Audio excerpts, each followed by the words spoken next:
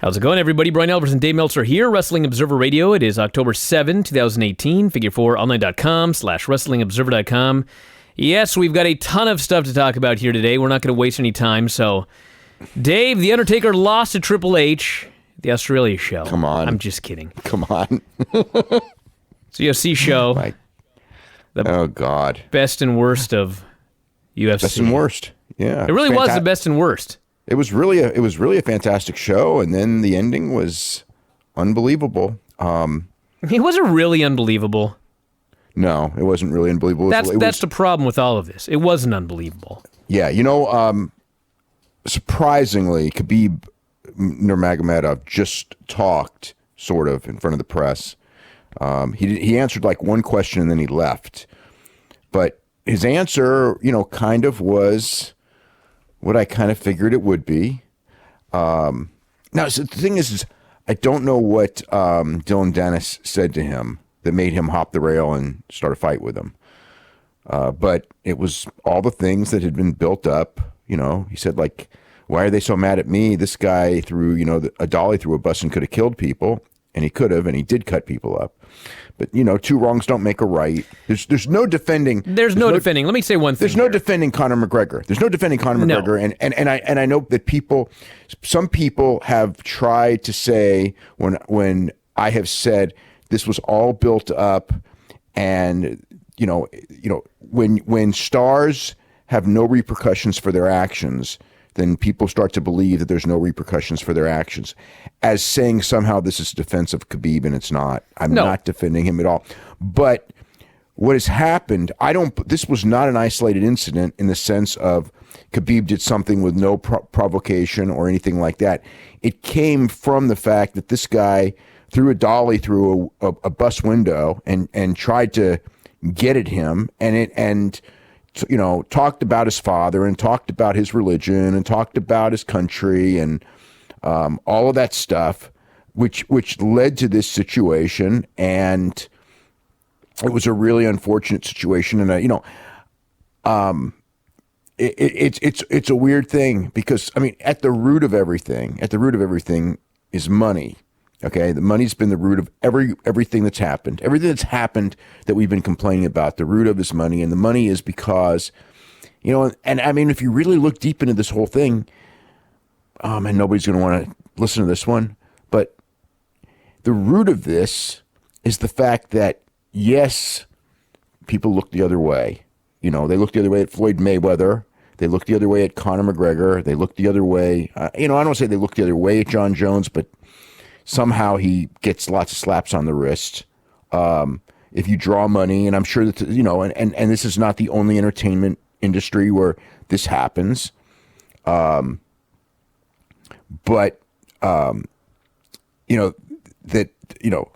whole thing is that one of the roots of this is the fans. Because, I look back, and what really triggered this is, okay, this incident that we had, some people, this is the most horrible thing ever, and it was nothing compared to what happened with after the Tyson and Evander Holyfield fight, or what Tyson did to Evander Holyfield, biting his ear off, basically, or trying to.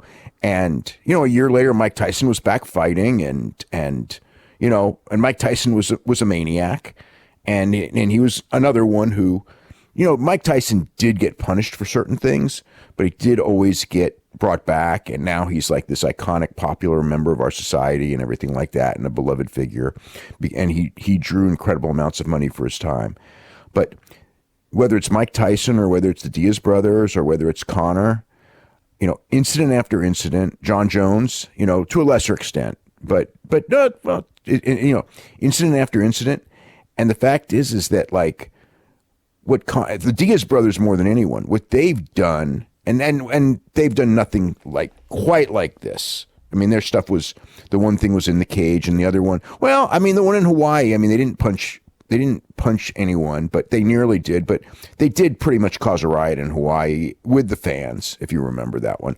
But in doing so, they made themselves much more popular.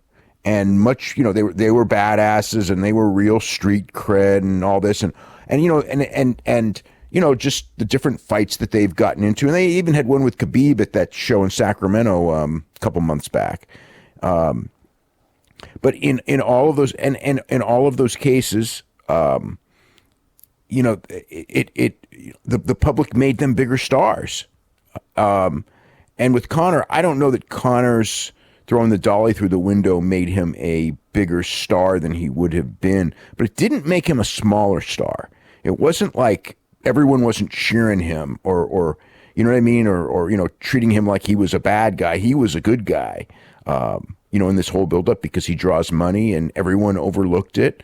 And, he punched UFC employees. And another one of the guys in his team punched UFC employees, which, a lot of people don't know. I mean, I reported it and, for whatever reason, it didn't get a lot of play, but, it happened. And they were, because there was a lot of unrest at UFC, the idea that they didn't protect their own employees after Conor punched him. And like a day, 2 days later, they couldn't wait to get Conor back because the guy draws all kinds of money. And that happened here. So, all of this led to what happened, not to defend at all what happened. I think you Khabib was, and this is again, not a defense, but he was, the incidents, there's a series of incidents that led to this. One is that the guy threw a dolly through a window and tried to kill him or tried to hurt him or tried to maim him. And him and his buddies all flew from Ireland to Brooklyn to try to get at him. Now, granted, the day before, or 2 days before, they probably, Khabib and his guys, had a confrontation with Artem Lobov, who's one of Conor's friends. So that happened too. And the trash talk has gone back and forth. And, they talked about Conor's manager being an informant for, and pulled off a plane and acted like he was a terrorist. And who knows what is and isn't true. And then, the press conference, you saw what happened there. I'm talking about the one later this week, the one on Thursday, where, as always, Conor's late, and Khabib was, Khabib basically said 3 minutes in the press conference, it's like, either we start or I'm going home because he's not here. And, they wanted to delay it like they always do for him. So he was there. After 15 minutes, he said, I'm going to go cut weight. He left. 15 minutes later, Conor shows up, So they kind of blew it with the press conference because Conor showed up late. Then at the weigh-ins the next day, this was yesterday, they delayed the weigh-ins because frickin' Conor showed up late. And this time the fighters were all like, after 15 or so minutes, whatever it was, it's like, we're going to leave. So the UFC had to start the weigh-ins with no Conor. This is the ceremonial weigh-ins in front of, 11, 12,000 fans. And, Conor gets away with everything because he's Conor. Well, let me jump in now because I got to say something. Yeah. When this show is over, so like you said, and I want to make it abundantly clear because for some reason I know that we're going to wake up tomorrow and there are people that will not have listened to what we said. So I just want to repeat this again. This is not a defense of Khabib. What Khabib did was absolutely wrong. Absolutely, positively, it was wrong. Look. And hold on, I'm not saying, well, because Conor did this, blah, blah, blah, blah, blah. Listen, what annoyed me the most about the show last night, and everything that happened, okay? Khabib's running wild, and the announcers are going out of their way to talk about what a victim Conor McGregor was. Now, granted, at the moment, Conor was a victim, okay? He was sucker punched. Hold on. Nobody mentioned... Not for 1 second did anybody mention the bus. They didn't mention anything. Everything that happened all week Here's long. one you didn't even mention. Do you remember that one time where Conor McGregor jumped into the cage at a Bellator show and attacked a referee? He shoved Mark Goddard. Yeah, what happened to him? Nothing. Didn't he shove he punched somebody there too? But anyway, my point of this is what made me so angry about it. I'm sweating right now. What made me so angry about it was it's not that Conor was also an idiot, and so I'm okay with Khabib being an idiot. They both are absolutely wrong, but UFC not even mentioning those things. Just screamed, this guy is the guy that makes the money for us, and we are going to defend him to the death. He can do whatever he wants. He's a victim here, they said. I was just like, It's so transparent what's happening in UFC with John Jones and Conor McGregor. I mean, this Dolly thing, I mean, there's lawsuits out against Conor McGregor. He attacked UFC. What did he get? A slap on the wrist. He got like a little bit of community service. The John Jones situation, anything like that. And then Khabib, after all of this, and again, for the 15th time, this is not a defense of Khabib, he does this as a result of everything, and they don't mention one single thing that led up to us. They talk about what a disgrace Khabib is to this sport. Oh, this is just terrible. It's the worst thing that's ever happened with UFC. Oh, this is blah, blah, blah, blah, blah. I was disgusted by this. Okay. This is not a defense because you're 100% right. Okay, you're 100% right. But the one thing is they may, again, this was a situation that was unfolding right in front of them. And sometimes, when you're commentating for a fight, you're thinking about a fight and everything like that. When this was happening, I think that, again, I'm not sure that they had enough thought process because Dave. They showed the full video package of their entire history, including the dolly through the window, which, by the way, Conor throws a dolly through the window. He cuts up fighters. He ruins a pay-per-view. There's a lawsuit out against him, and they're using that footage to sell this pay-per-view. They had seen that 30 minutes earlier. There's no way doing commentary on a show like this, you don't bring that up. That's ridiculous. I will agree that at some point you should have, and it was brought up later. It was brought up later during the post game show, but at that moment, yeah, look, that's another thing. UFC used that footage to promote this fight. What a lesson for Conor that is. Exactly, or any other fighter. Yeah, that's another big key to this whole thing. It's like there's, like when Dana's out there and, talking about, again, just how horrible it is and he's feeling sick and everything like that. And, it's really a sad thing because let's face it, this was one of the best shows in UFC history. It was an absolutely phenomenal show. It was a great main event. Khabib tapped Conor McGregor out and, he became, I don't know how big of a star he was going to become had he not done what he did. So but for the people who didn't see this, so Khabib won. He hopped the fence. He went after Dylan Danis, who's the jiu-jitsu coach of Conor McGregor. And I don't know what Danis said, and I've been trying to find out. And Dana White knew, they know he was insulting Khabib. And whatever it was that he said, he hopped the fence, he jumped over him. It was quelled pretty quick. And then a couple of guys, Tuhugov, I think was one of the guys, Saibar Tuhugov, who's a UFC fighter, who Dana White, by the way, said will never fight in UFC again. And I believe it since Tuhugov is not a big star. Of course. So he did sucker punch Conor in the cage.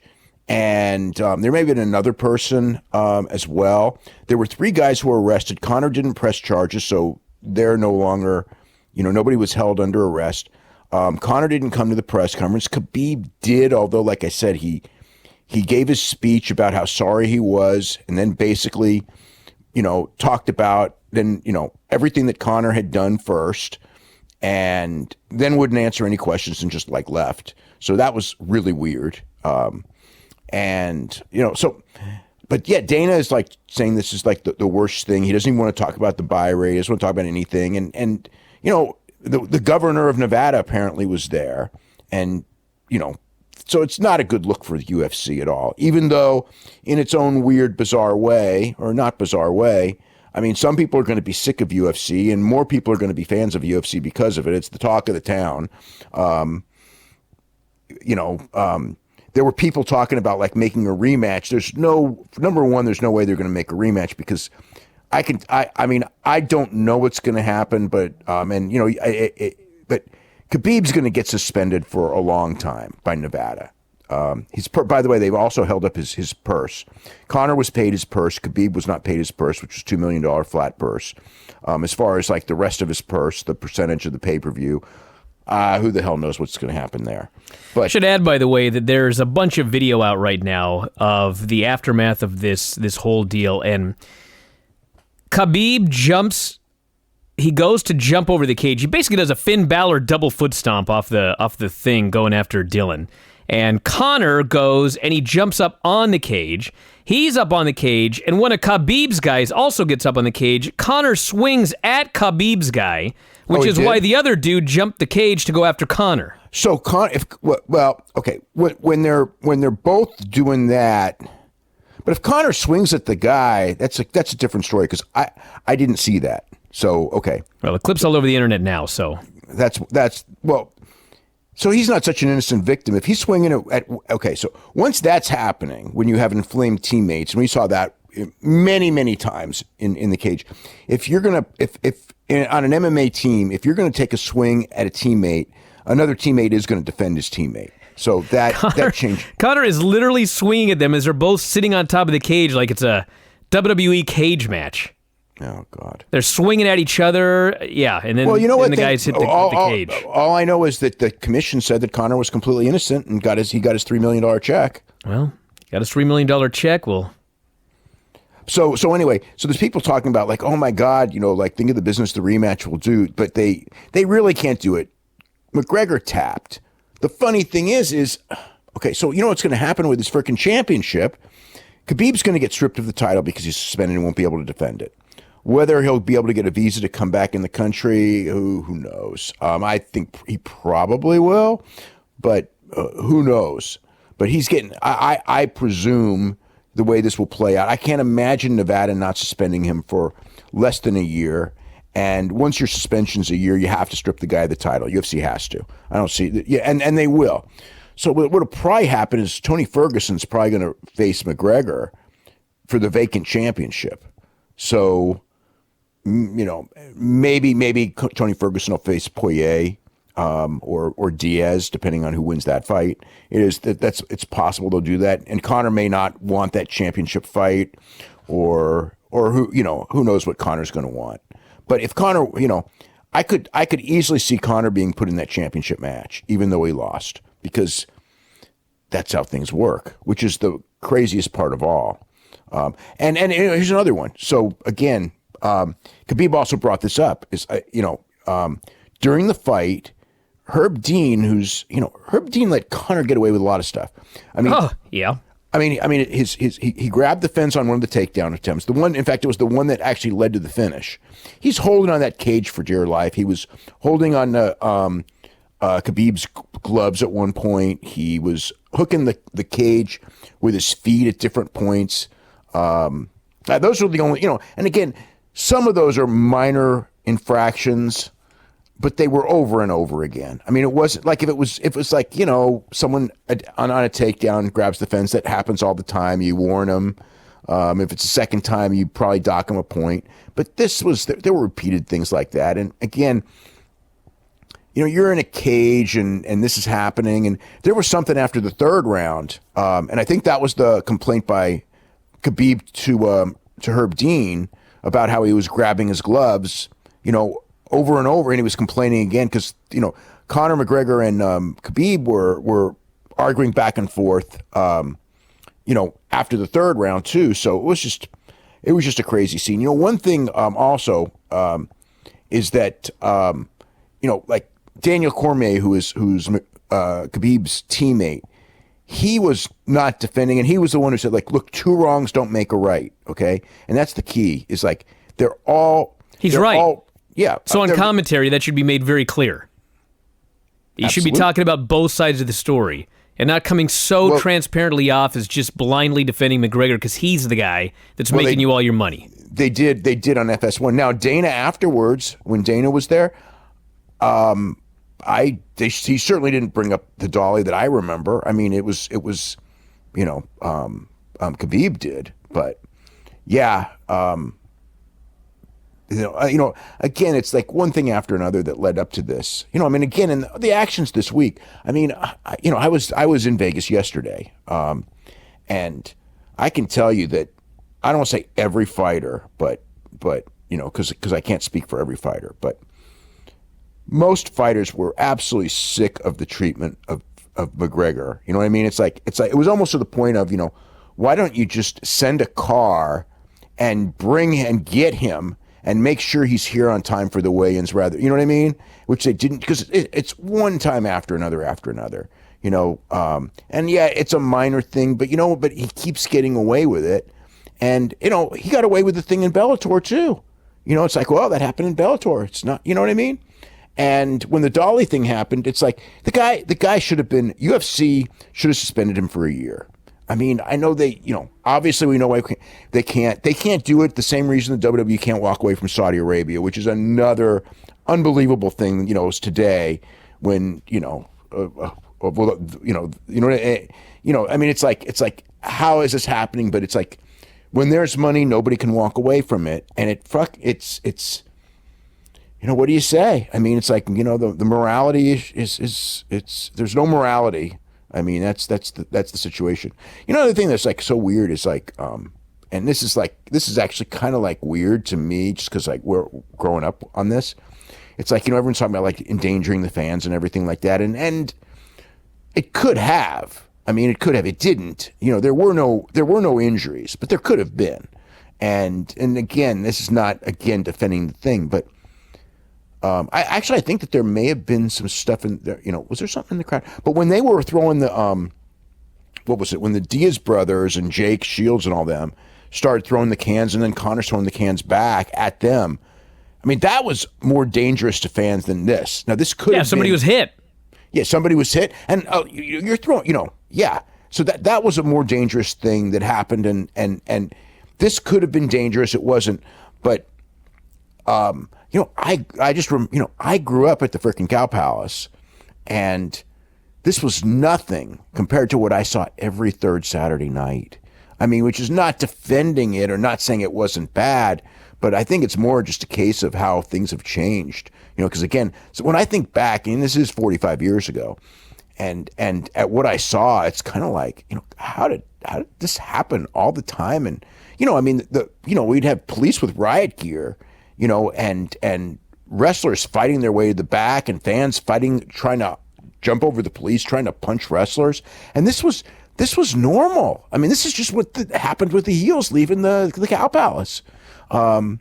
So it's like kind of like when I think of like people going like, oh my God, like this was so horrible, and it was. It's like, you know what? I mean, it's like, and we weren't necessarily the most violent arena in the country. I think Chicago was worse. Bobby Heenan got shot at. He didn't get shot, but they shot at him, and other people have gotten, But I mean, guys fighting their way to the back up until the 80s, that happened, in some of the territories.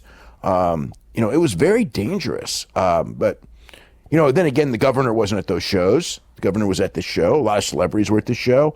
It was a real black eye at the same time. I mean, again, the way the public works and everything like this, I mean, all the people involved, become bigger stars because of it, which sucks in a lot of ways. But, that's society too.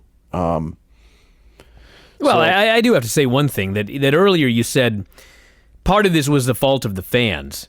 I guess because they're buying Conor shows and that sort of thing. But... Well, no. But not so much Conor. But I mean, when I think like to a degree. But hold Conor. on one second. Hold on. If there were consequences for the actions of Conor and Jones, there wouldn't even be shows for the fans to buy. And so there's no way I can blame the fans. And the Diaz brothers. I'm blaming the company that allows these guys to do this crazy shit and then just keeps booking them on shows.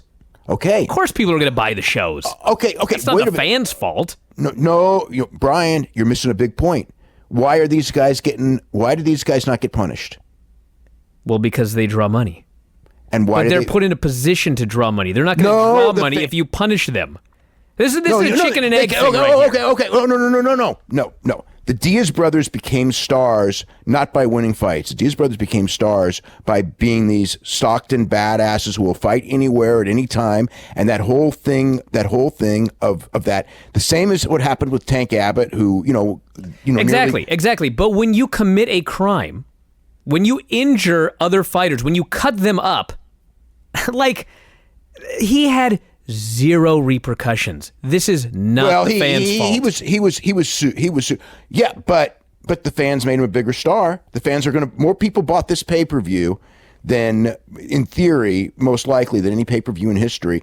And part of the reason... they wouldn't have if he'd been suspended for a year, because there wouldn't have been a pay-per-view. No, but if that incident hadn't happened, that incident sold pay-per-views. And that's one of the reasons they and it's not the fans' fault that they use that footage. They use that footage to advertise the thing?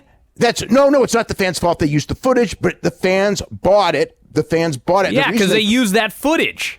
And the reason they used that footage was because they believed the fans were going to buy it. So yes, it is. You cannot say the fans have nothing to do with it when it is. If the fans were to buy George St. Pierre and people like that in bigger numbers than Conor McGregor, then we wouldn't have this problem. Because Conor McGregor, if the fans did not buy Conor McGregor, they would have punished him. If the fans bought, like, if John Jones, because of his actions, sold pay-per-views like Demetrius Johnson, he would not have gotten what he got. It is, in fact, whatever it is that makes these people marketable. And it's not just, okay, John Jones is a great fighter and he won all his fights. Conor McGregor's a very good, he did win 2 titles and everything like that. But it's the whole Conor McGregor thing.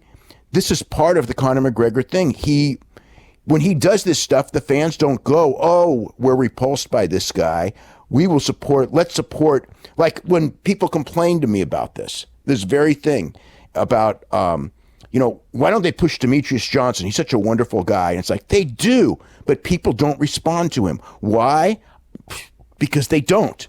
Because it's an athletic contest. And this was a fight between two guys that really didn't like each other. And a lot of fans picked sides. They weren't even, it wasn't even necessarily about him to support this guy, but he repulses me. It's like, I want to see this guy get his ass kicked. He repulses me.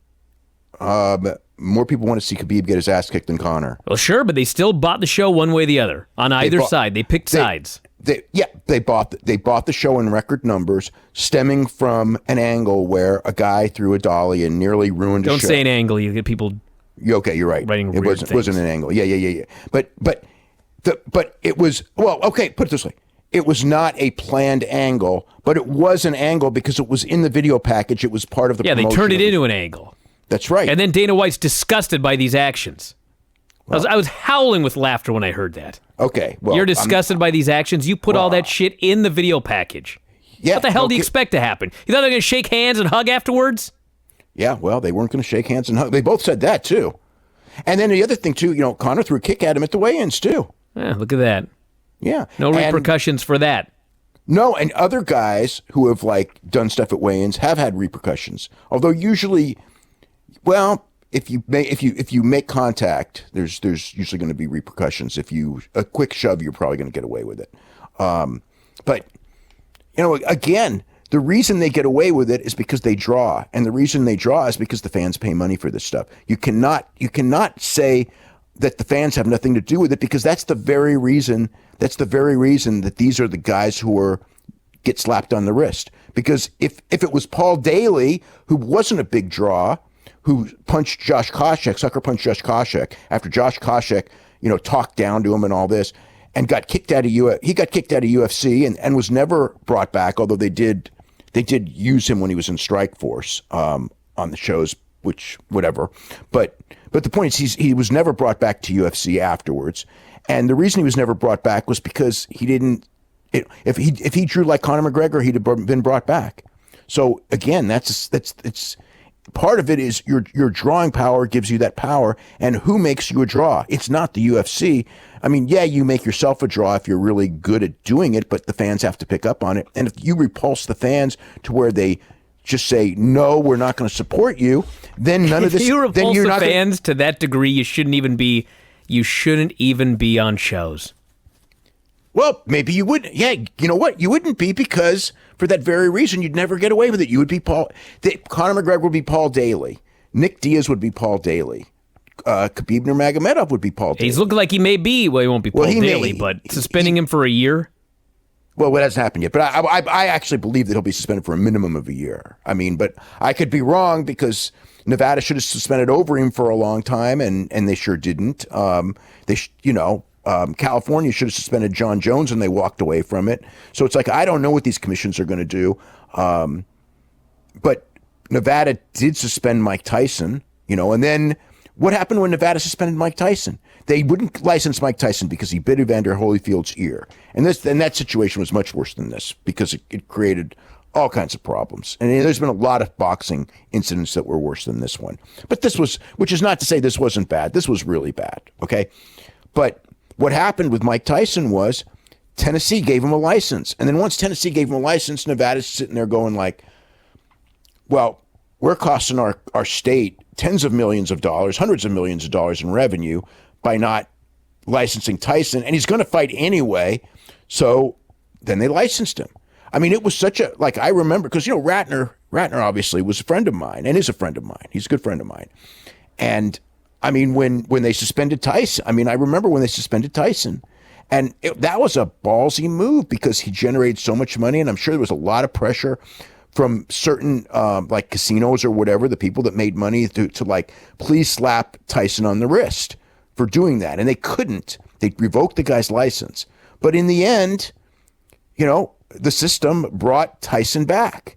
And, it was another example of all this. And then but Khabib is not Mike Tyson and he's not Conor McGregor. And because of that, I do expect, that's what I expect to happen. Will it happen? I don't know. I don't know if it'll happen, but it's like I said, it's not like people don't people will say like, well, there were repercussions. Conor McGregor's been sued, but another fighter, I'd assume there were no repercussions from the company. No, there were none from the company. The only repercussions were his legal issues, and the same with John Jones. There was nothing. Yes. The USADA suspended him for 15 months, or the commissions, suspended him, but there was nothing of, what? Well, I mean, there was the one time when he had, they did strip him of the title when he had the hit and run, I believe, was when they did it.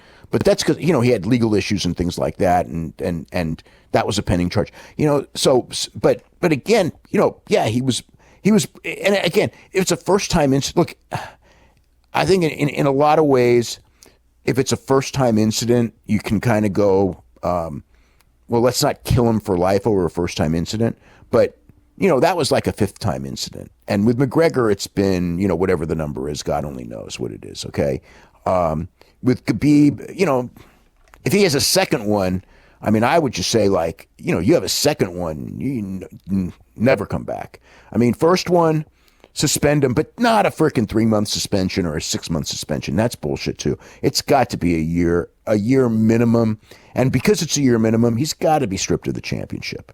It's just going to how it has to be, because you can't be doing this, even if the guy, no matter what the guy said, and I don't know what he said, and I know that, people take it seriously and everything like that, but Khabib's big thing was like, they shouldn't talk about my father, they shouldn't talk about my religion, they shouldn't talk about my country.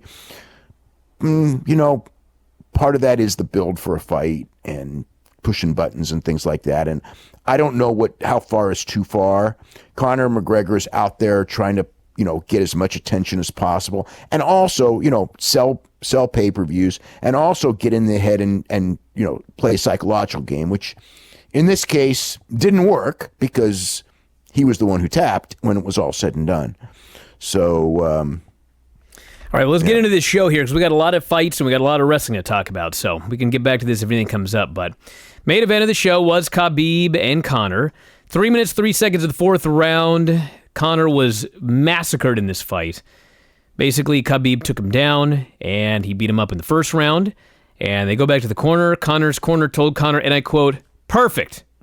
Goes out in the second round. Now he's tired. Khabib knocked the shit out of him in the second round before he took him down. He destroyed him in the second round. He took him down, beat the absolute shit out of him, easily 10-8 round.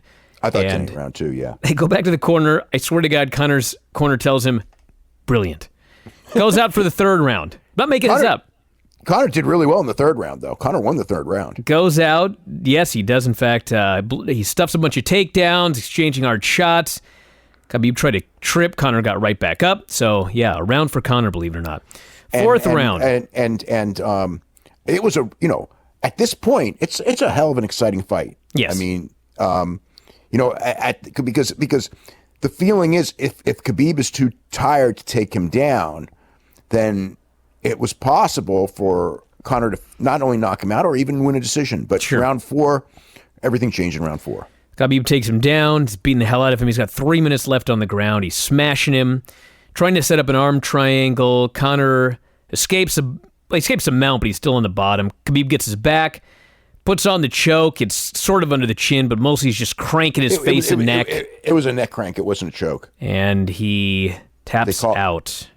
Yeah, and upon tapping out, a lot of guys would not have tapped to that move, which is really interesting because, there was the rep, and this is one of the things that they said they were going to exploit, is that when Conor is in trouble, he's going to look for a way out, and he did with Diaz. If you remember, he got tired with Nate Diaz, and he got choked way too easy by Nate Diaz. That's like, for all of Conor McGregor's talk, and then he's a brilliant fighter and all that, but there are a lot of guys who are a lot tougher under adversity than he's good. He's good. He came back in the second Diaz fight, and he does deserve credit for that because he was getting hammered, and he came back and he beat Diaz in the second fight because he wanted it more than Diaz did. But there are a lot of guys, under adversity, that would not have tapped to that and don't fold as quickly. That is a flaw. That is a flaw in McGregor, as far as at the top level. So he gets choked out, and Khabib holds for like an extra second or so, lets go, immediately starts cutting a promo on him, starts screaming at Conor's corner. Dylan screams something at Khabib. Khabib jumps the rail. Well, Dylan was screaming at him the whole fight. Yeah, we got a brief riot, near riot. Conor goes after a corner man. Another corner man jumps the cage. He goes after Conor. Everybody splits him up. It's a melee. Conor's removed from the cage. Khabib tries to get the Dana White to put the belt around his waist, but Dana White tells him, I am not putting this belt around your waist. He's sent away, and that's it. Yeah, so Dana White was afraid that people would start pelting the ring, which they didn't do. And he said he was very surprised. As they're leaving, nothing happens. Then he gets under the tunnel, and then a lot of people started throwing. People there started throwing stuff at Khabib a little bit, and then they got him backstage. And there was a lot of fear that because there's a lot of Russians and a lot of Irish, that there would be fights. But in fact, from what I understand, after the thing, the Russians and the Irish were hugging each other, and we just had a great time. Well, this was exactly what was predicted. If you predicted that Khabib was going to win, there was only two ways the fight was going to go. Yeah. Either Khabib was going to take him down and maul him, or Conor was going to knock him out. And Khabib managed to take him down, and he mauled him, and that was the fight. Yeah, the fight was always, like I said from day one, it was all about Conor's takedown defense. And to his credit, it was pretty good, but it wasn't good enough. Because like in the first one, someone was like, yeah, God, Conor's takedown defense was, and one time he even got on top because Khabib failed a takedown, which never happened before that I can recall.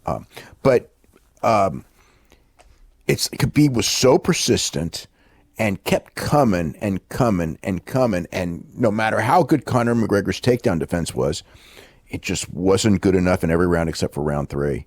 So that's what happened. It was a absolutely fantastic performance by Khabib, and set up a great fight with Tony Ferguson. That's probably not going to happen, and it hasn't happened 5 times already or 4 times. Actually, I think it's 4 times it hasn't happened.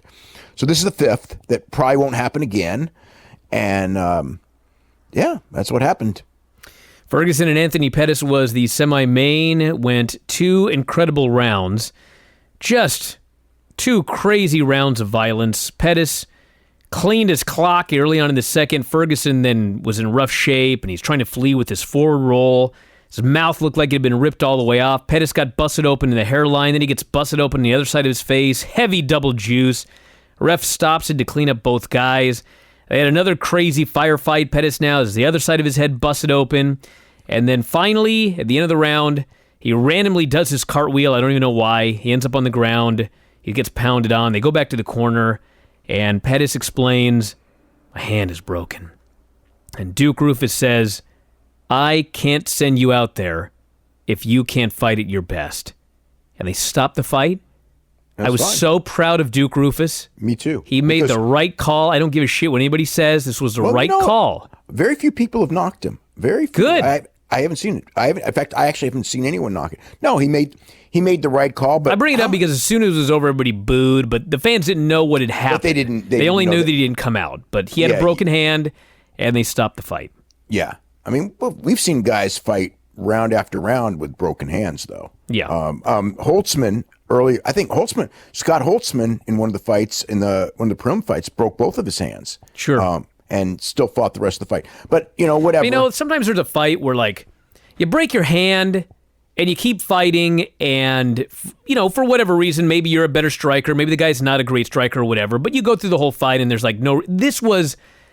he was going to get killed out there with Ferguson with one hand. I mean, this was such a it was a massacre out there. And to go into a fight like that with one hand is a really bad idea. I mean, there's a fair, the corner did the right thing. They protected the fighter. Anthony wanted out. And, I'm not going to knock him for wanting out. You know what I mean? Because he was legitimately hurt, and it was a war. Tony Ferguson is a nut, by the way. He's a complete nut. Yeah, they said that he was fighting 6 months after knee surgery, but it's actually a little less than 6 months. It's like 5 months and 3 weeks after knee surgery. But this was insane. Completely insane. And he never went to rehab. That's even more insane. He didn't go to rehab. He just did his own thing. He said, and you know what? Here's the other thing. He wasn't fine, no matter what. I mean, you could see it from the very beginning. He was limping pretty quick after Pettis targeted the knee, went right after the scar, saw the scar. That was a bullet, like a bullseye for him. And, Ferguson wasn't moving well, and Ferguson got hurt a couple times. But to Ferguson's credit, for a guy who is 5 months and 3 weeks after knee surgery, he was in incredible shape. I mean, he was going at a fast pace, and he did not get tired. And really, the pacing was going to wear Pettis out. You could see that. I mean, he's just unusually well conditioned. And the other thing is that he can take punishment. And I mean, he's been hurt in a lot of his fights, and he's got an 11-fight winning streak. And nobody, almost nobody has an 11-fight winning streak in UFC. I mean, it's like there's probably been maybe 5-6 guys in the history of UFC who've accumulated this, but most of them were guys who didn't get hurt a lot in their fights at least during the streak. Whereas Ferguson's been hurt in many of his fights, and he comes back. I mean, he's a warrior. He's crazy, and he's one of the most exciting fighters on the roster. And it's too bad. And he when it was over, he called Conor McNugget, but he cut a promo on Conor McGregor, and he wants to fight with him. And I don't know what Conor's going to do. Whatever makes him the most money, which to me is George St. Pierre and Nate Diaz, not Tony Ferguson. But it wouldn't surprise me if McGregor wants the championship. I mean, or if they're going to make a championship match, I could see it being Ferguson and McGregor. It'd be tough though, because what's going to end up happening is either Nate Diaz or Dustin Poirier, one or the other, is going to win that fight in 4 weeks, and it's pretty hard to justify Poirier with his record and Ferguson with his record. If the title's vacant, that they're not the two guys, and if Nate wins, then he belongs in that spot. But that's still all to be worked out down the line, obviously. But McGregor's still, I mean, he's still the money, and you know how that goes. Dominic Reyes, OSP. They had a boring fight until the end of the third round, where with like a second left, Reyes seemingly KO'd him, did the walk-off. He KO'd him. The referee looks down, and the horn rang, and the referee then said, "You got to get up, dude." And so St. Preux got up, and so they ruled that it would go to the judges. And so they scored it 30-27, 30-27, 30-27. At the end of the day, it didn't matter, but if that finish had happened in a fight that OSP was winning, this would have been extraordinarily controversial. Yeah, it would have been. Because Dominic Reyes won one way or the other, no one's really talking about it, especially after what happened in the main event. But that was a very interesting thing that happened. Yeah, because he was knocked out right at the end. I thought actually the first round was pretty good. Reyes, the key to this, the whole thing of this fight was how good is Dominic Reyes, and he's good enough that he beat OSP, so we have to take him seriously. But he also showed a lot of flaws. He was great in the first round. Took OSP apart. He got tired in the second round. And in the third round, I mean, I think he was losing the third round until he got the knockout. So his he does have a weakness if you get him past the first. I mean, it's like he proved, that he's undefeated now. He's 10-0. So, but he hadn't beaten anybody. He hadn't beaten any top guys, and OSP is pretty close to a top guy. So he proved that he should be ranked high. But he also proved that if he doesn't finish you in the first round, he's very vulnerable, and he's got a stamina issue, which we didn't see because he was doing all these first-round finishes. So we learned a lot about him. We learned his strengths and his weaknesses. We learned he's a good fighter. But, he, in a 5-round championship fight, he's going to have to change himself because this version is not going to be able to win championships. Because 1-round fighters aren't going to win championships at that level or keep them. So, but he's going to get a bigger name fighter, and could be the winner of the next of the Moncton show with the Anthony Smith fight. So with Volkan Ozdemir. Would actually make a pretty interesting opponent for him next. So he's a guy. I mean, look, he beat OSP. He's a guy now. Derek Lewis, Alexander Volkov. My favorite fight maybe of all time. This was incredible from start to finish. Super entertaining fight. So first we had an amazing first round. Volkov tagged him, went to work. Lewis is badly hurt. But then he just throws this wild flurry and he's back in the game. And then he starts selling his eye. Ref says, you got to fight. So Lewis stops, turns his back, and so Volkov figures that he actually hurt the guy, so he stops fighting. He thought he poked him in the eye, which he didn't do. So it turns out he doesn't. So both guys get a brief rest. Ref tells him they got to start fighting. Lewis tries a standing running scissor takedown. He fails, but he tried. Ends up on his back. They get stood up again, and this round was just amazing. Then we've got the second round. Lewis is very, very tired. And every now and then he'd swing with this wild bomb. And at one point, Volkov's mouthpiece fell out. And he tells Herb Dean about it. Herb Dean tries to put it back in his mouth. He says, it's not mine, but it is his. He thought it was Derek Lewis's, but it was actually his. No idea whose it is. Yeah. So then they give Lewis. Lewis is exhausted. He can barely stand. He goes to his corner between the second and third. His corner gives him this big pep talk. You're down 2 rounds. You've got to finish this fight. You got to finish this. Yeah. Yeah. This is not McGregor's corner. They're not blowing smoke up his ass. They're telling him you're fucked. You've got to do something here. He goes in there. He's just too tired.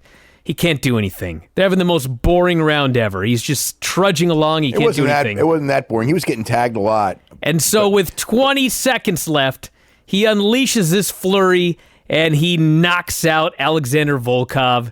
He pounds his chest, and he does a flare flop, and he's on his face for like a minute.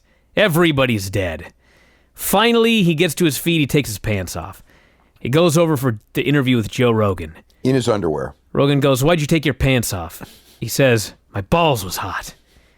Rogan asks him, tell me about this fight. And he says, he claims Donald Trump called him 4 hours ago, and he told him, I need you to take out this Russian because they're making me look bad in the news.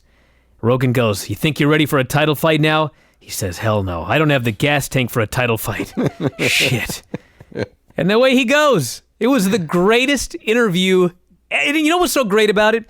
It was on this show. So, like, this is the kind of performance you need on a show like this. This is the kind of interview you need on the show like this. Like, he's not a championship caliber fighter, but he's ranked high. He's a star now. He's ranked high. Derek Lewis is a star right now. Well, the one thing about this, because so many people are watching this show, is like this was the golden opportunity. That's why I was so mad at Reyes when he got his interview and he had nothing to say. It's like there's millions of people watching you. It's like say something, challenge somebody, issue an open challenge, do something, just. If Derek Lewis does not have my balls was hot t-shirts like available tomorrow, he's missing out on a golden opportunity here. Yeah. It's too bad with this Reebok deal. Yeah, him and Tony Ferguson both. I mean, they made the most of their exposure. They did but yeah, no, Lewis is ranked really high, even though it's like he's got, great stamina issues.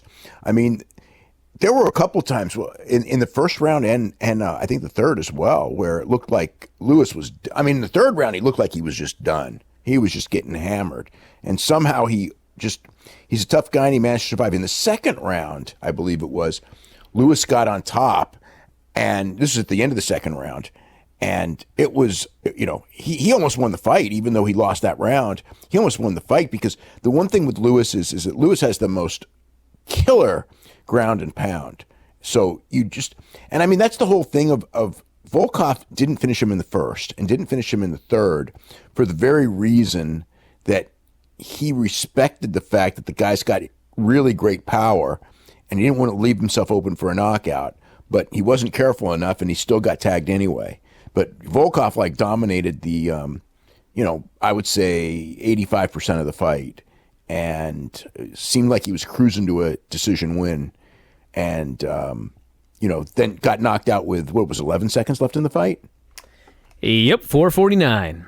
Yeah, so it was incredible. I mean, just incredible that him winning. It was the biggest differential in strikes. So essentially, nobody in the history of UFC had ever gotten their ass kicked this bad and then won.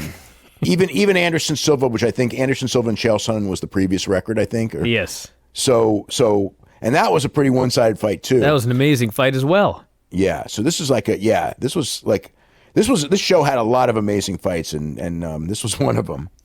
And the opener, Michelle Waterson, Felice Herrig, 30-26, 29-28, 30-27. Most of it was just Michelle Waterson beating her up on the ground. I guess Herrig's team thought that she would do better on the ground, but she did not. Felice tagged her a few times. They clinched. A lot of clinching in the first 2 minutes of the second round as well. And Waterson got the round, took her down in the third. And the thing in this fight that was impressive was Felice at one point did get a takedown and ended up in her guard, and Waterson destroyed her from the bottom. I mean, she was elbow after elbows. Elbow. Yeah, she was going to win. She was winning the round from the bottom. From the bottom. Yeah. So it was very, very impressive. And then hard kick right to the face as the fight ended, and Waterson won the decision. She wants to be the first UFC fighter to become a champion as a mother. Yeah. It's a good win. A lot of people watched. Michelle Waterson's she's marketable, so she'll get opportunities. But yeah, on a show like this, it was good to get a win. All right, take us through these prelims. Prelims were great. So Alan Patrick and Scott Holtzman. Alan Patrick, he got hammered. Holtzman looked so good in this fight. He finished him at 3:42 of the third round. I thought just beat him down, but really impressive performance by Holtzman. Aspen Ladd and Tanya Evinger. Tanya Evinger basically said that she had a bad fight. Tanya Evinger went for a takedown, and Ladd ended up on top, and then Ladd just threw 26 punches on the ground. probably about the last 15 of them being needless. I don't know. I thought it was stopped way, way late. It wasn't. It didn't get that much complaints as far as the late stoppage. It was. I don't know. There were a couple I think a couple of the punches were behind the head too, but and Ladd, I don't know if you saw her. Did you see her at weigh-ins? I did not. She collapsed at weigh-ins. Oh, so great. Yeah. I mean, that was another issue that could have happened, but she ended up winning the fight, and she looked really good. So she's 7-0 in the bantamweight division. So she's somebody to watch out for. It was a good fight. Vicente Luque and Jalen Turner, and Vicente Luque finished him in. Okay, so that was actually it was. It's funny because I thought Luke was winning the whole fight, and Dominic Cruz is going like is like calling it like Turner's winning the fight, and I'm going like he's not winning the fight, and he's going like he's like landing, but it's like anyway. Luke countered with a right hand that put him down and punched him on the ground, and it was over. But this was a back and forth, entertaining 1-round fight. Luke said he wanted someone in the top 15. I mean, Gray Maynard. This is actually one of the early prelims. Gray Maynard and Nick Lentz, which ended up being a hell of a fight. Nick Lentz dominated. Gray Maynard. It was he needs to retire. He was getting hammered. He's slow. I mean, he's been in wars. Still, like, in the first round, it was 10-8 first round. He took a real beating. In the second round, Gray Maynard came back and hurt Lentz. It was really exciting. And then Lentz hit a Mirko Krokop-like high head kick and knocked him out. And then Sergio Pettis against Jussier Formiga. And this was a very important flyweight fight. The winner...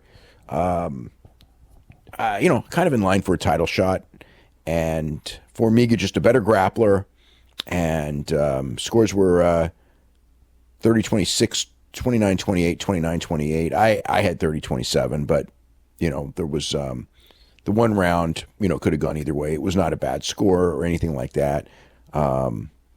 So I don't know about a 10. I didn't see a 10-8 round, but whatever. The right person won, and. So Formiga's, I don't know who he faces next. Really, I guess he should face Benavidez next. But because Demetrius Johnson deserves the next title shot at Henry Cejudo, although Henry Cejudo may face TJ Dillashaw next. So, very different things. But then Yana Kunitskaya beat Lena Landsberg. I saw that fight as well. That was a decision. And so I missed one fight, which was the Ryan LaFleur fight, because I was watching 4 hours of WWE. This was a long-ass day from 5 a.m, leaving Vegas to now. So, but there's a lot of stuff. So, yeah, WWE Australia show. You know what? I really liked this show until about the last hour when it fell off a cliff. I guess, I thought the show was okay. But to me, I couldn't give it a thumbs up because, so it really comes down, I think it really comes down to your interpretation of the Undertaker Triple H match, because a lot of people really liked it. Because if you go in there with the idea that it's all about, like, no matter what they do, as long as they do their moves, and do their near falls and do their run-ins and everything like that, that it's going to be that it's Undertaker and Triple H and they're such big stars and it's a good match. And the crowd kind of was like that.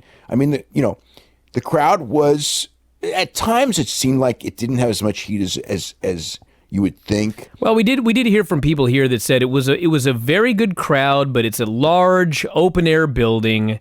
The acoustics are not designed for this to come across well in the WWE network, so it sounded a lot worse than it was. But I mean, you could hear like when Buddy Murphy was out there. Yeah, I mean, they were going nuts for that guy. But there were plenty of times where I could hear the crowd. And this one, it was like, but they were chanting, "This is awesome," and things like that during this match. So the crowd did like the match, but like I'm watching it, just going like, I mean, I thought it was pathetic. It was, and They tried very hard, but they're very old.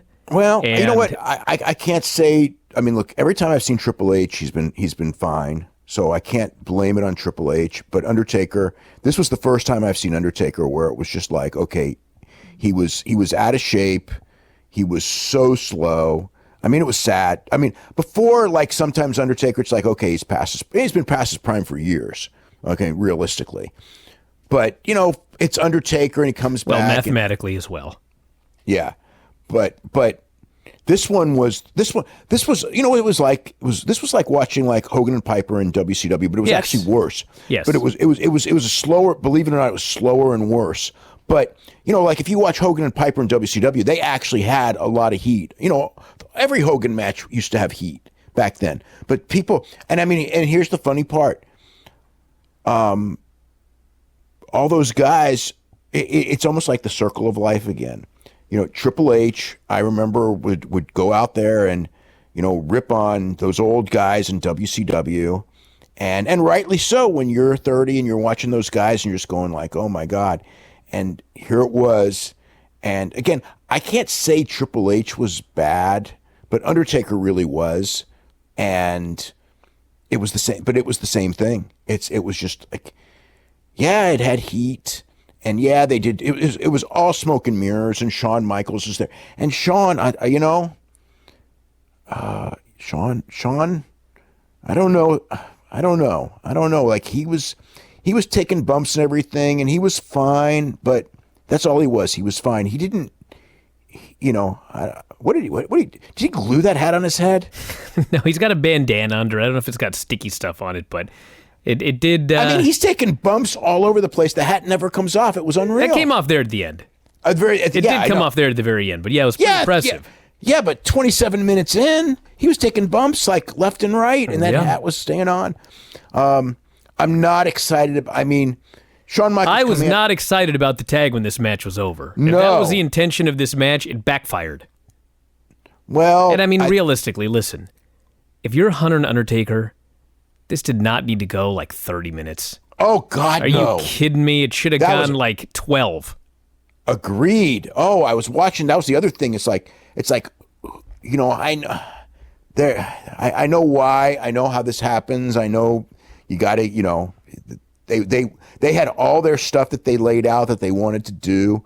But, man, yeah, if this match was 12 minutes, it would have been so much better. Because I was just so sad watching this match, even though, it was kind of 27-35. Yeah, just way, I don't know. I thought it sucked. I mean, and I didn't want to think it sucked, but, and again, it's a very polarizing match because there were people who thought it was the best match on the show. And are you kidding me? I am not. How? Did they watch the rest of the show? They in what universe was this better than Buddy Murphy and Cedric Alexander or AJ Styles and Samoa Joe? Not mine, because I thought those were the two best matches on the show by far. But but a lot of people thought it was the worst match on the show as well. So it's just it's your frame. If you're going in there with the idea that these guys are going to tell a story with all the interference and run-ins and all the shortcuts and everything like that, and you're going to go, this is awesome, no matter what they do, no matter how bad it is, then this was a good match. If you're watching it like, I'm going to watch this like I watch anybody, because God knows, if it was any other two people who did this match for 27 minutes, we'd be talking about like this was like the worst match of the year, but that's how bad it was. If you took out the fact that it was Undertaker and Triple H in there, if it was like, like two, God only knows who, that were having that same exact match. It was bad. It went too long, but people who liked it will like the show because if you're investing in the idea that that this match is going to be great, then it was to you. I think part of it was I watched this show in two parts, and I watched all the way up through the Shield match, and then I watched UFC, and then I watched the final two matches. And up through match number 8, like the 4 matches, the AJ match, the Bella's match with Ronda, Buddy Murphy match, and the Shield match, those were all pay-per-view quality matches. I didn't think I thought the finish of the Bellas match was great with Ronda, but I thought that match was average. Well, it was a good story. Let's start here at the beginning. All right. New Day and Sheamus for the tag team titles. This was just a match. It was fine. Last few minutes were okay.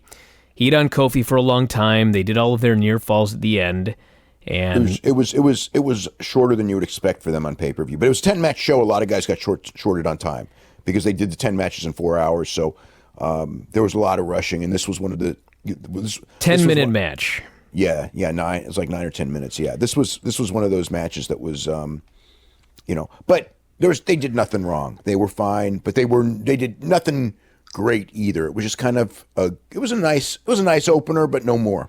Kofi and Sheamus with the Trouble in Paradise. They hit the combo backstabber, double foot stomp on Cesaro, and pinned him. That was it. Becky Lynch, Charlotte. Becky Lynch was cheered to a degree. It was hard to tell in the building, but I mean, absolutely positively worked as a heel. She was cheered a lot. I mean, like they chanted her name. Charlotte was booed, and usually like up until like a week ago, Charlotte was not getting booed, but Becky Lynch was getting cheered. But the last, Portland, Oregon was the first TV where Charlotte really got booed, and this one she got booed. Like it wasn't giant boos, but she was clearly booed. And yeah, Becky Lynch still worked as a heel, and the match. I liked the match, but the finish just killed it. I mean, it's just the cheapest of cheap finishes. Charlotte went for a moonsault. Becky got the knees up. Then Becky tries a leg drop off the top. She misses. Charlotte puts on a crab. Becky got the ropes. Charlotte finally hits a spear, goes for the figure 4, and as she's going for the bridge into the figure 8, Becky just grabs the belt and hits her with it for the DQ. So the whole thing was just to set up a match on Tuesday. So, and by the way, after they do this DQ finish, Becky starts heading to the back. Charlotte goes after Becky and grabs her from behind, starts to attack her. Becky makes her own comeback and beats Charlotte's ass. They could not have made Charlotte look like a bigger geek. The whole thing was, it's like, why did you, okay, if you're going to do that finish, the whole idea of that finish is that like Charlotte has her beat. Becky like basically, had to save her title. So what? That's the story, and it builds for a rematch. This post match like made you not want to see the rematch. It's like, why do I see a rematch? Why does Charlotte deserve a rematch when Becky just beat her ass? So it was like, what? I was watching that going like, okay, Charlotte's going to make a comeback, then she doesn't, and it's like, this makes you're building a rematch by this. It was like, I mean, I think that their idea is that, well, we have to do this to get sympathy on Charlotte, but that didn't work. Listen. You don't get sympathy on someone who is portrayed like a geek. When you start a fight, from behind, by the way, and the other person still beats your ass, you're a geek. There's no sympathy. This is common sense psychology here. Okay. Well, here's the thing. For a babyface, if you're a babyface, if a babyface starts a fight and then gets beat up in a fair fight, and again, Becky Lynch didn't hit her with brass knucks. Nope, she just beat her up. Yep. That's there's nothing that kills a babyface. And here's the greatest part of the whole thing. Charlotte needs all the help in the world because of this whole Becky Lynch thing has turned Charlotte into a bad babyface to begin with. And then they book this. It's like, when I watch this, it's like, who thinks that? I mean, who thinks of this stuff? I mean, it's like, man, I don't know. I mean, I know that like times change and certain aspects of psychology change, and what like worked 10 years ago, blah, blah, blah. The fans will react differently. But this is one where again, there are certain things, Dave, that are never going to change. Well, if you're a babyface and you attack somebody and you lose a fair fight, in no time in human history are you going to be the hero. You're going to be a geek. You're going to be a bad babyface, and that's not what they're. And again, if the idea was that, if the idea was we're going to move on, then Becky Lynch should have beat her. It's like so. You've got the finish and the post match were incongruent with each other. It's like they're total contradictions. They should have done one or the other, depending on where they were going. And considering they're going for a rematch on Tuesday, that post match absolutely There's no logic for that post-match to happen. None. So anyway, I thought it was a nice match, but like that kind of belt shot DQ finish to me on a big show, that's pretty weak. We had Cena and Lashley versus Elias and Kevin Owens. Elias and Kevin did their spiel beforehand. It wasn't very exciting. Cena's back. He's got new hair. Well. Okay, so Elias was ripping on. Oh God, I forgot who it was. But anyway, it was one of the team that lost in the rugby league final, I think, the week before, thinking that because that the people would boo him, and they cheered him because they didn't know local sports, and anyway. So that's what happened there. So Elias got cheered for the spot where he turned on the crowd, which I thought was quite humorous. Cena looks like John Layfield. Bizarre. He looks a lot older. He's smaller but still shredded. He's got this new weird hairdo. And he stands on the apron, and Lashley works and works and works. And the match was, 10 minutes long. Cena tagged in at about 9 minutes and 30 seconds. He did a very quick hot tag, 5-knuckle shuffle, and then his goofy martial arts back fist for the pin. He did the attitude adjustment, and then he did the back fist. Yeah. Yes, this was a total, absolute nothing match, and John Cena did less than nothing. I thought it was a bad match because the one thing is like Bobby Lashley when he has to sell for 9 minutes. No. I mean, Bobby Lashley has a weakness, selling long periods, and I mean I've known that forever, and it should be obvious. It's ridiculous. I mean, look at him. It's like Goldberg selling for 9 minutes. Well, it's different. Okay, Bobby Lashley's a bad seller for long periods of time, and he's whatever he is, 41, 42 years old. At this stage of the game, that's probably never going to change. So it's not like you can go in there and go, well, we have to teach him. It's like, this guy's been in the business for a long time. It's just what he does badly. It's like, and there was another spot. Well, whatever. I mean, just the miscommunication spot with Elias where Bobby Lashley goes for the leapfrog and Elias doesn't duck. Maybe his balls are hot now. Yeah. But I thought, overall, I thought this was a bad match. It just, Lashley selling wasn't good, and then Cena just comes in and wins. I guess, the most interesting thing was John Cena did what I would call a farewell promo at the end. Well, he's done promos like this a few times. It's his usual emotional promo. It's always been my home. I don't know when you'll ever see me again. Never say never. Things are changing. I don't know what the future holds. I focus on now. In front of 70,000 people making noise, there's no better feeling in the world. I just want to thank you, fans in Australia, for allowing me to perform. Yeah, just also the crowd was 62, which is, again, I consider that a great crowd. It's a great crowd. Yeah, I mean, some people will say, oh, they didn't sell out, and they were nowhere, they had tarp in a lot of places. They had to announce 70 because they'd said 70 on TV so many times. But even so, I had been told, a week ago, that they were hoping for 60, so they got 62. So it's a great crowd.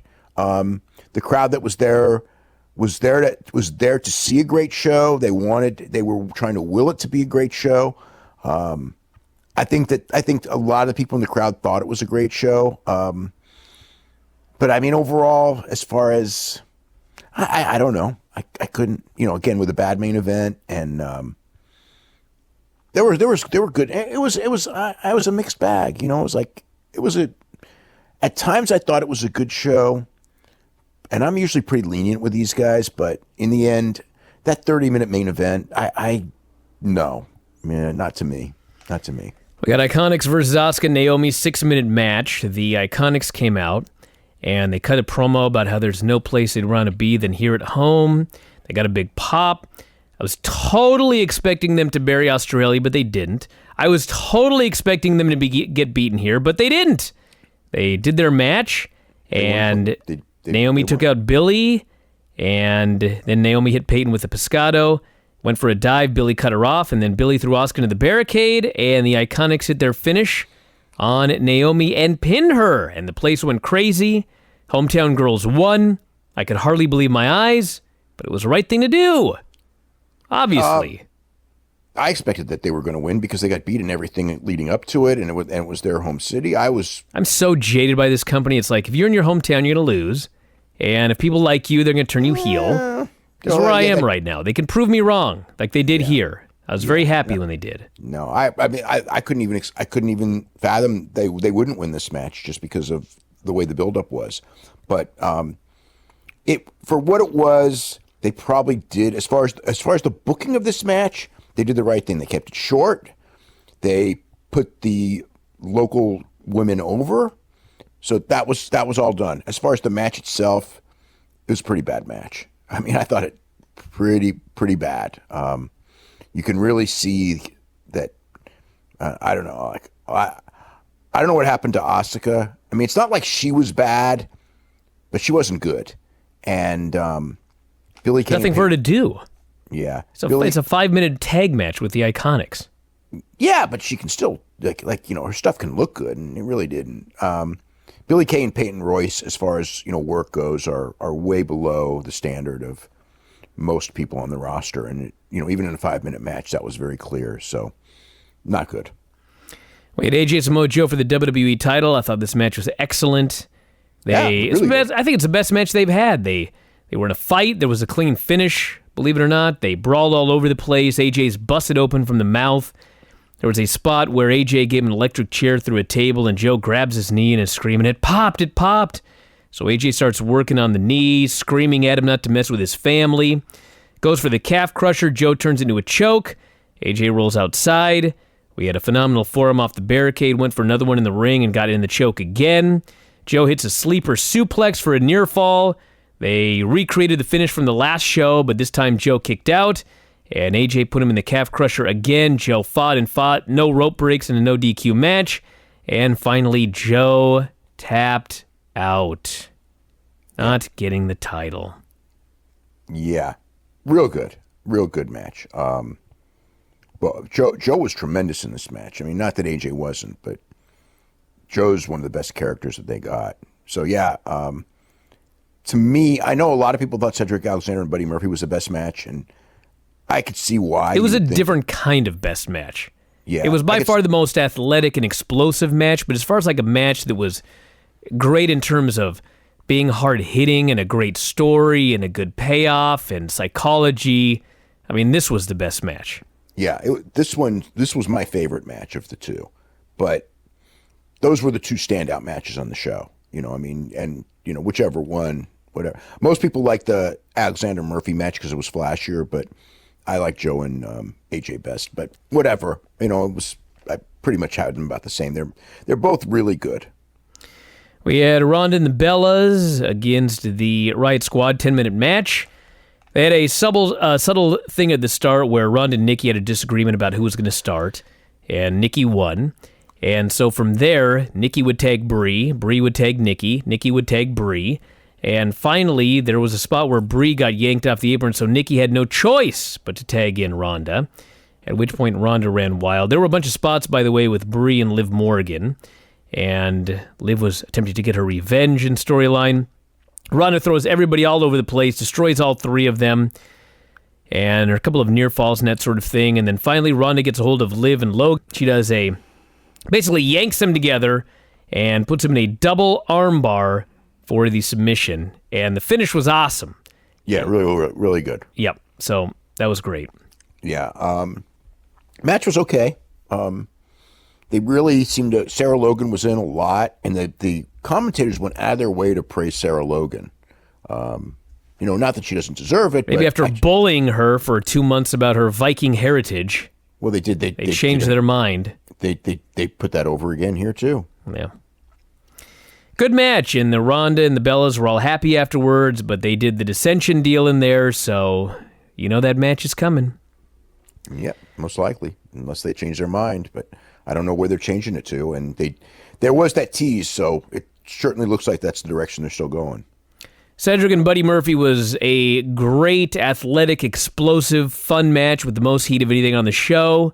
They went crazy for Buddy Murphy. These guys worked their asses off. Yeah. Just going 50 miles an hour, all sorts of crazy spots. Michinoku driver off the middle rope for a near fall, springboard kicks. Fans are going crazy, one big move after another. Cedric hits the standing Spanish fly, hits the lumbar check. Murphy kicks out, the place goes crazy. Cedric goes for a springboard, but Murphy hits a giant knee out of midair, hits his finish. 1, 2, 3, wins the title in his hometown. Giant ovation. I loved it. Yeah, it was great. There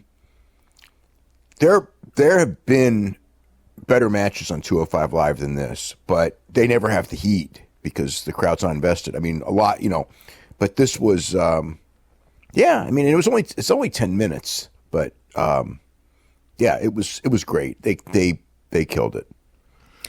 We had the Shield against Strowman, Ziggler, and Ambrose.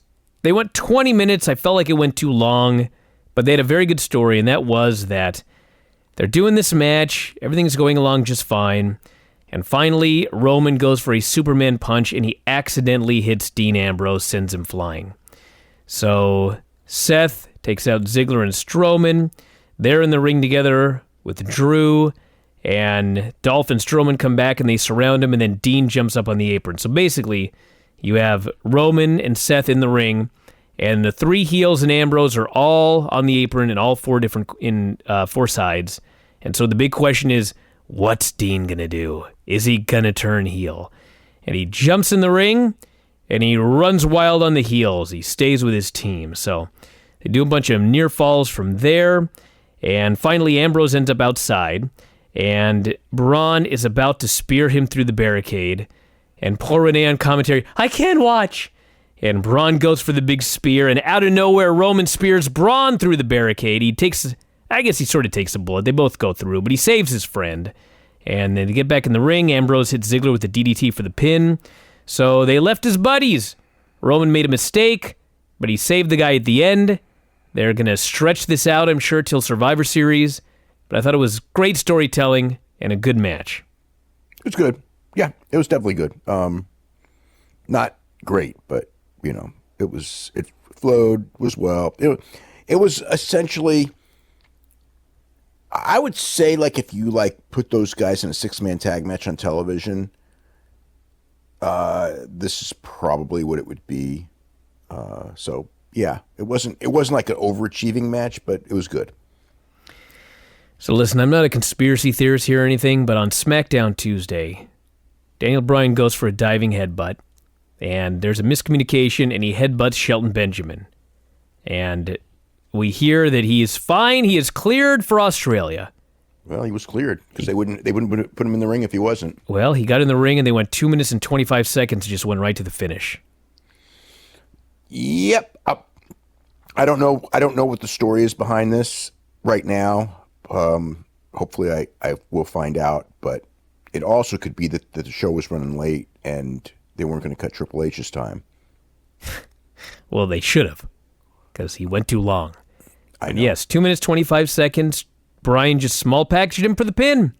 Yeah, it was. And I understand Hunter not wanting his time cut, but this is a number one contenders match for the championship against AJ Styles. I don't understand Hunter not wanting his time cut. He was working with Undertaker. There's no way that match should have gone more than 15, 17 minutes. It's just bizarre. But they weren't going to get their time cut, obviously, and they were going to do every spot every smoke and mirror spot. It's unreasonable to think any different, so I guess I was being unreasonable there, but yeah. Well, Undertaker with Kane versus Triple H with Shawn. They did every visual tease possible early for their upcoming tag match.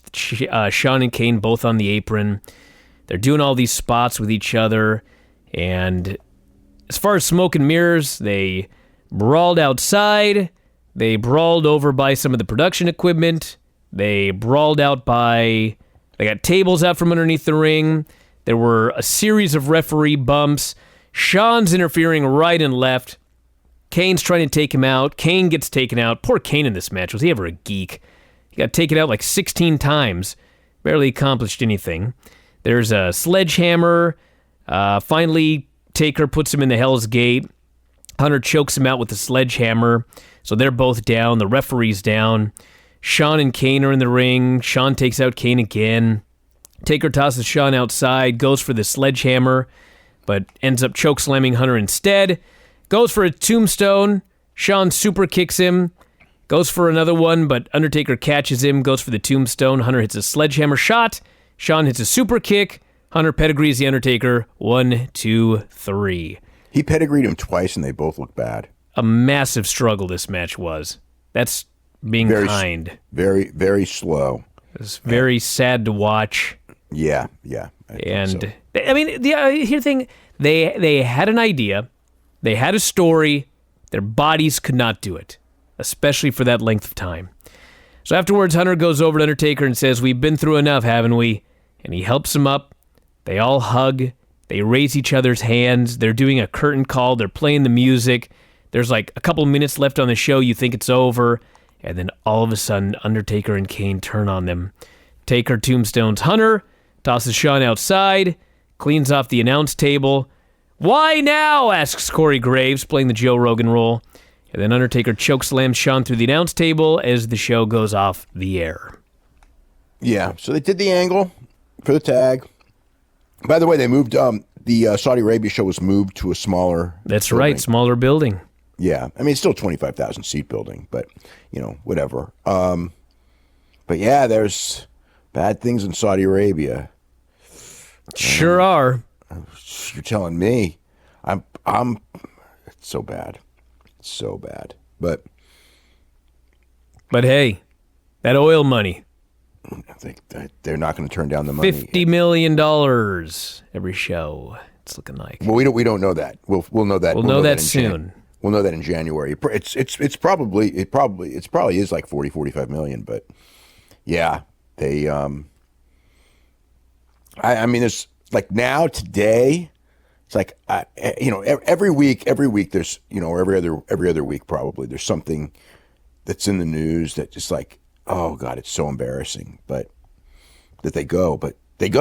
I mean, like before it was the women's rights stuff, but now it's just getting bad. But this was the worst. But what are you gonna do? That's there. I mean, the only I don't know what it would take. And they're not, I don't know. I haven't heard anything about them pulling out, so I'm pretty sure they're not going to.